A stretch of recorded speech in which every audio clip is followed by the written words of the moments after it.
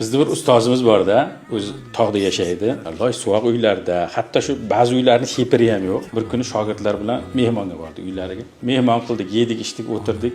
Turar vaqtda qalbimizda bir niyat o'tdi. Shu ustozni bir shaharga tushiraylik-da, usti boshiga bir kiyim qilib berib, duolarini olaylik ma'nosida. Ustoz, agar vaqtlari bo'lsa, biz bir shaharga olib tushsak, sizga bir kiyim qilib bersak, sizni bir xursand qilib duoyingizni olsak deganda, avvalo yigitlar hurmati uchun rahmat. Men bir onamdan so'rab chiqay deb aytdilar.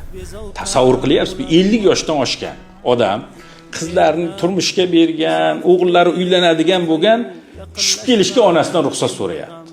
Ichkariga bir kirib chiqdi. Chiqqandan keyin yigitlar onam ruxsat bermadi deb aytdi. Ishonasizmi, butun shogirdlar hammasi o'sha yerda muzlab qoldi-da, ketkincha hech kim bir-biriga gap ayta olmay qoldi. Bunaqa qadriyatni faqat onasini boshida ko'tarayotganlar tushunadi. To'kilib bezovta bo'lar onam.